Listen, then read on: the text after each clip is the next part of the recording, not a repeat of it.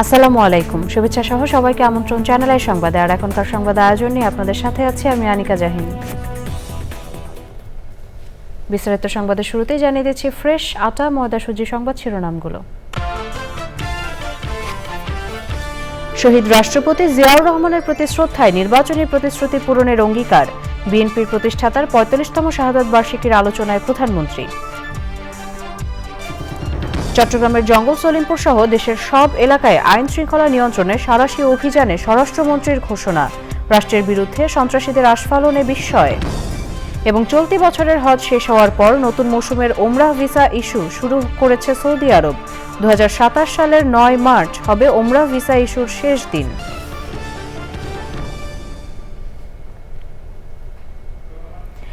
শুধু দর্শক, সংবাদ শিরোনামগুলো জানাচ্ছিলাম। এখনকার সংবাদ আয়োজন একই সঙ্গে চ্যানেল আর ইউটিউব চ্যানেল এবং চ্যানেল আর ওটিটি প্ল্যাটফর্ম আইস্ক্রিনে লাইভ স্ট্রিম হচ্ছে। যাচ্ছি বিস্তারিত সংবাদে। প্রধানমন্ত্রী তারেক রহমান বলেছেন, শহীদ রাষ্ট্রপতি জিয়াউর রহমান যেভাবে দেশ গঠন করতে চেয়েছিলেন সে ধারাতেই এগোচ্ছে সরকার। রাজধানীর কৃষিবিদ ইনস্টিটিউশনে শহীদ রাষ্ট্রপতি ও বিএনপির প্রতিষ্ঠাতা জিয়াউর রহমানের ৪৫তম শাহাদাত বার্ষিকীর আলোচনায় প্রধানমন্ত্রী বলেন, শহীদ জিয়ার প্রতি শ্রদ্ধা জানাতে বিএনপির নির্বাচনী প্রতিশ্রুতি পূরণ করে জনগণের দৃষ্টিতে সফল সরকার হতে হবে। রাহুল রায়ের রিপোর্ট। শহীদ রাষ্ট্রপতি ও বিএনপির প্রতিষ্ঠাতা জিয়াউর রহমানের ৪৫তম শাহাদাত বার্ষিকী উপলক্ষে ৮ দিনের কর্মসূচি পালন করছে বিএনপি। শনিবার জিয়াউর রহমানের কবর জিয়ারত করে রাজধানীর বিভিন্ন স্থানে দুস্থদের মাঝে খাবার ও বস্ত্র বিতরণ করেন প্রধানমন্ত্রী। রোববার রাজধানীতে ছিল বিএনপির আলোচনা সভা। দলের মহাসচিব সহ সিনিয়র নেতা ও বিশিষ্টজনরা শহীদ রাষ্ট্রপতি জিয়াউর রহমানের রাজনৈতিক আদর্শ আর কর্মময় জীবন নিয়ে আলোচনা করেন। প্রধানমন্ত্রী ও বিএনপির চেয়ারম্যান তারেক রহমান আলোচনায় জিয়াউর রহমানের অবদান আর প্রাসঙ্গিকতা তুলে ধরেন।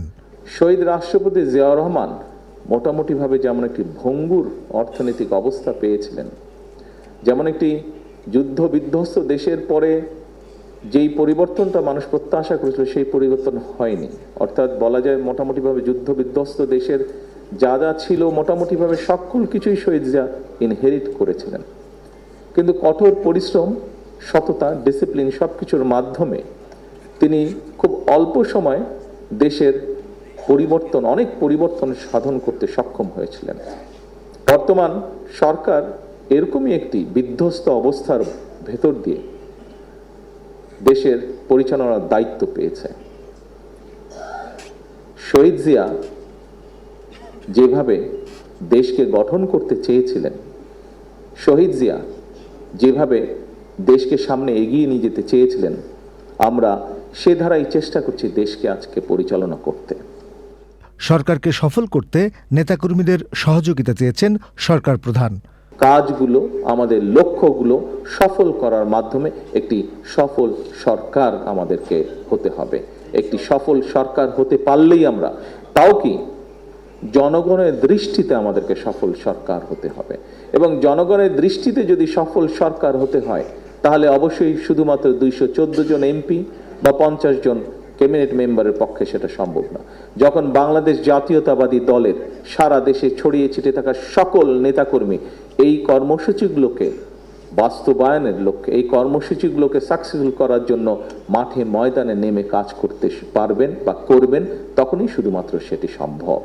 যেই ম্যানিফেস্টোর পক্ষে বাংলাদেশের মানুষ রায় দিয়েছে, সেই ম্যানিফেস্টোকে বাস্তবায়ন করার মাধ্যমে সরকারের কার্যক্রম যাতে আমরা শেষ করতে পারি, তাহলেই আমরা একমাত্র ৩০শে মেতে শহীদ জিয়ার প্রতি পরিপূর্ণ সম্মান প্রদর্শন করতে সক্ষম হবে বলে আমি বিশ্বাস করি। ভবিষ্যৎ প্রজন্মের মাঝে সামাজিক ও ধর্মীয় মূল্যবোধ তৈরি করতে সরকার কাজ করছে বলেও জানান প্রধানমন্ত্রী।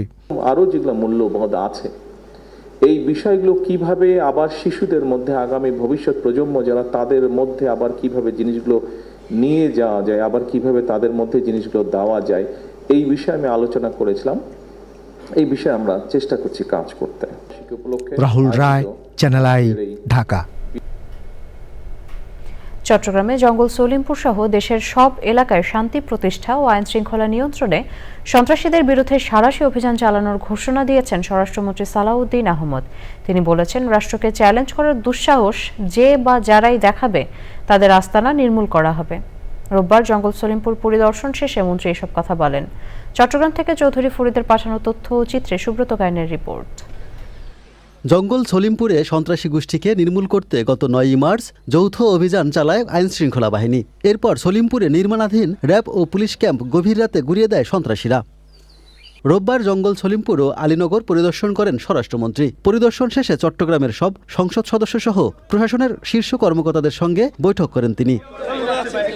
পরিদর্শন শেষে চট্টগ্রামের সব সংসদ সদস্য সহ প্রশাসনের শীর্ষ কর্মকর্তাদের সঙ্গে বৈঠক করেন তিনি। স্বরাষ্ট্রমন্ত্রী বলেন, রাষ্ট্রকে চ্যালেঞ্জ করার মতো দুঃসাহস যারাই দেখাবে তাদের আস্তানা পুরোপুরি নির্মূল করা হবে।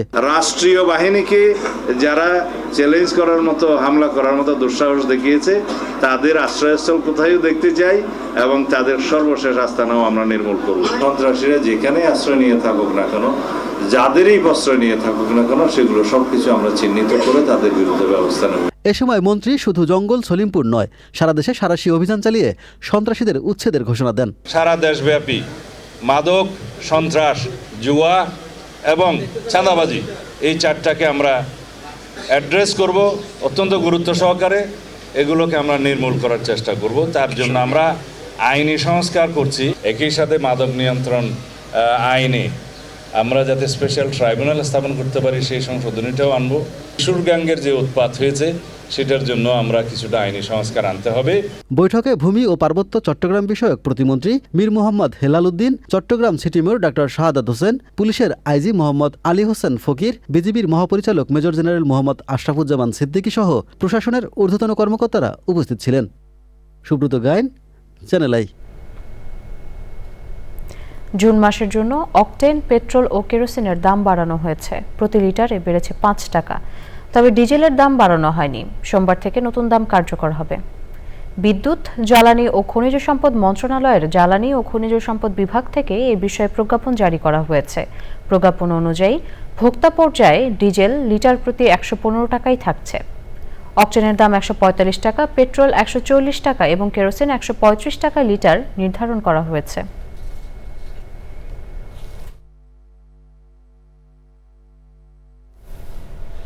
ইরানের প্রেসিডেন্ট মাসুদ পেজেশকিয়ান সর্বোচ্চ নেতার কার্যালয়ে আনুষ্ঠানিক পদত্যাগপত্র জমা দিয়েছেন বলে ইরান ইন্টারন্যাশনালকে একটি সূত্র জানিয়েছে। সূত্রটির দাবি, রোববার পাঠানো চিঠিতে তিনি অভিযোগ করেন, দেশের গুরুত্বপূর্ণ সিদ্ধান্ত গ্রহণ প্রক্রিয়া থেকে প্রেসিডেন্ট ও সরকারের ভূমিকা কার্যত সীমিত করে ফেলা হয়েছে।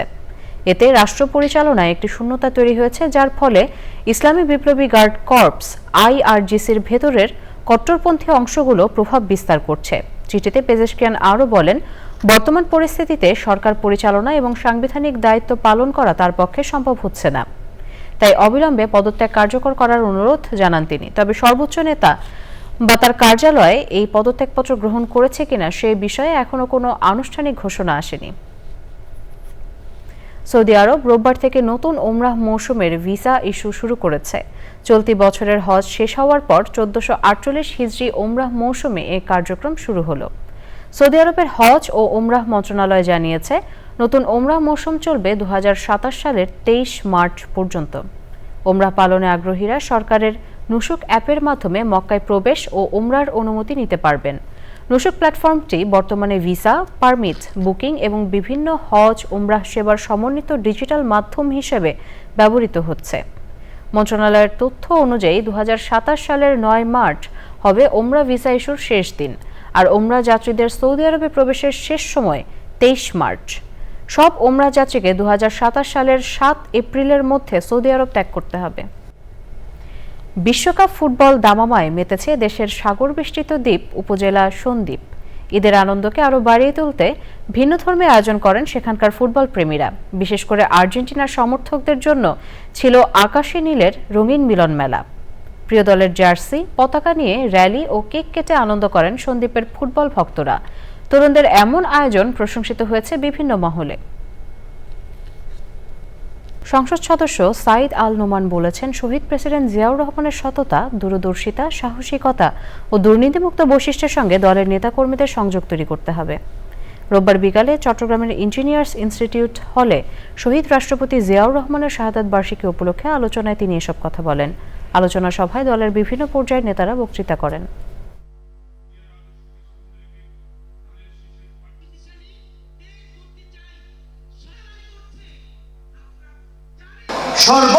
সততা নিয়ে যিনি নেতৃত্ব দিয়েছেন, যিনি রাষ্ট্র পরিচালনা করেছেন, যেখানে কোনো ডিবেট, কোনো বিতর্ক নাই, তিনি ছিলেন শহীদ প্রেসিডেন্ট জিয়াউর রহমান।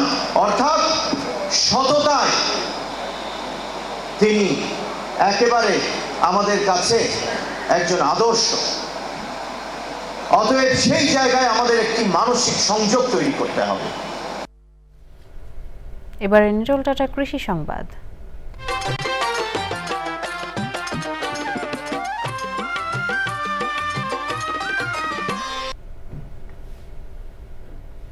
কুড়িগ্রামের নদ নদী তীরবর্তী চরাঞ্চলে এবার অন্যান্য সবজির পাশাপাশি ব্যাপকভাবে চাষ হয়েছে পটল।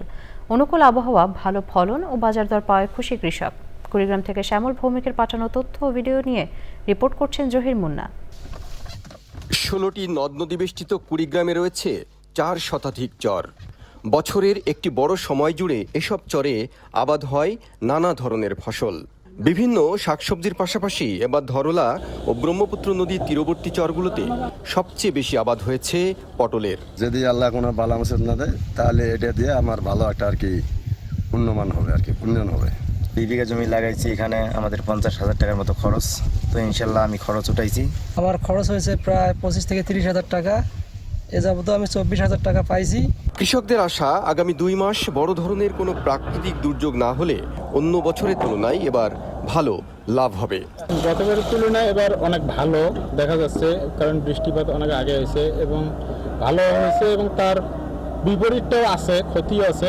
সেটা হলো দেয়াল গোড়া পচন রোগটা এবার অনেক তাড়াতাড়ি আসছে। এবার বাজার আছে, আশা করা যায় লাভবান হবো, হওয়া যাবে। বা দেখা যায় মোটামুটিভাবে 20-30,000 টাকা খরচ হলে যা 80,000 বা 1 লাখ টাকা এটা ওঠে। জেলা কৃষি বিভাগ জানিয়েছে, চলতি মৌসুমে জেলায় প্রায় 200 হেক্টর জমিতে পটলের চাষ হয়েছে। কুড়িগ্রাম জেলার চরাঞ্চলে পটলের আবাদ ভালো হয়। এবছরও পটলের আবাদ ভালো হয়েছে এবং ফলনও ভালো হচ্ছে। ইতিমধ্যে কৃষকরা তাদের উৎপাদিত পটল উত্তোলন শুরু করেছে। আমাদের মাঠ পর্যায়ের কর্মকর্তারা তাদেরকে প্রয়োজনীয় পরামর্শ দিচ্ছে। আশা করি কৃষকরা তাদের এই উৎপাদিত সবজি থেকে ভালো মূল্য পাবে। নদী ভাঙন ও দুর্যোগের সঙ্গে লড়াই করে টিকে থাকা চরাঞ্চলের কৃষকদের জন্য পটল চাষ এবার নতুন আশার আলো দেখাচ্ছে। এই সম্ভাবনা ধরে রাখতে দরকার আধুনিক চাষাবাদে পরামর্শ, সহজ বাজার ব্যবস্থা এবং সরকারি বেসরকারি সহযোগিতা বৃদ্ধি করা। Zahir Munna, channel I. এবারে প্রকৃতি সংবাদ।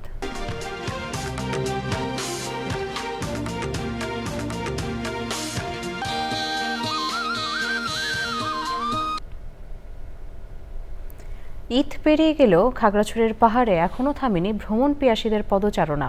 সকাল থেকে রাত পর্যন্ত মুখর প্রতিটি পর্যটন কেন্দ্র। পাহাড়, নদী, ঝর্ণা আর মেঘের মিতালি দেখতে দেশের নানা প্রান্ত থেকে ছুটে আসছেন ভ্রমণ পিপাসুরা। ভ্রমণ নিরাপদ ও নির্বিঘ্ন রাখতে প্রশাসনের পক্ষ থেকে সব ধরনের নিরাপত্তা ব্যবস্থা নেওয়া হয়েছে। আজহার হীরার তথ্য ও ভিডিও চিত্রে আলিমাল রাজের রিপোর্ট। প্রকৃতির অপার সৌন্দর্যে মোড়ানো এই পাহাড়ি জনপদ যেন রূপকথার এক জীবন্ত ক্যানভাস। নগর জীবনের ক্লান্তি আর ব্যস্ততার গণ্ডি পেরিয়ে একটু স্বস্তির খোঁজে মানুষ ছুটে আসছেন পাহাড়ের কোলে। এখানকার প্রতিটি বাঁক, প্রতিটি সবুজ ঢেউ যেন নতুন করে বাঁচতে শেখায়।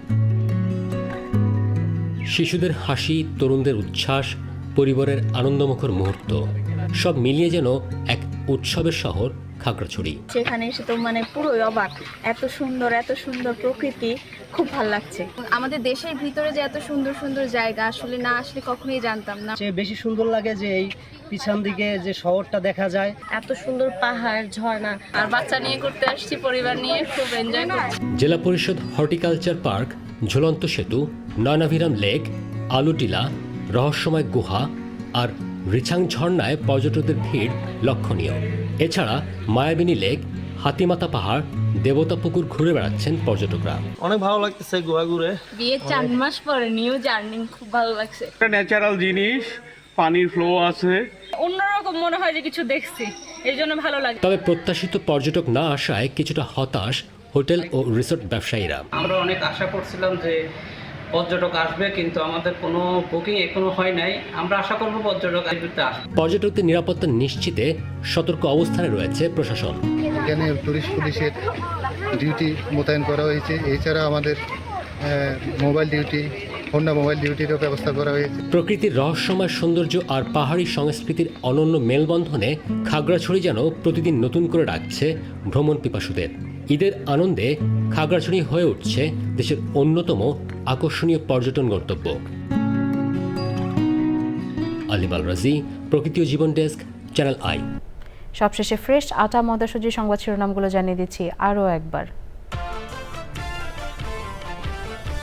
শহীদ রাষ্ট্রপতি জিয়াউর রহমানের প্রতি শ্রদ্ধায় নির্বাচনী প্রতিশ্রুতি পূরণের অঙ্গীকার। বিএনপির প্রতিষ্ঠাতার ৪৫তম শাহাদাত বার্ষিকীর আলোচনায় প্রধানমন্ত্রী। চট্টগ্রামের জঙ্গল সলিমপুর সহ দেশের সব এলাকায় আইন শৃঙ্খলা নিয়ন্ত্রণে সাঁড়াশি অভিযানে স্বরাষ্ট্রমন্ত্রীর ঘোষণা। রাষ্ট্রের বিরুদ্ধে সন্ত্রাসীদের আস্ফালনে বিস্ময়। এবং চলতি বছরের হজ শেষ হওয়ার পর নতুন মৌসুমের ওমরাহ ভিসা ইস্যু শুরু করেছে সৌদি আরব। ২০২৭ সালের ৯ মার্চ হবে ওমরাহ ভিসা ইস্যুর শেষ দিন।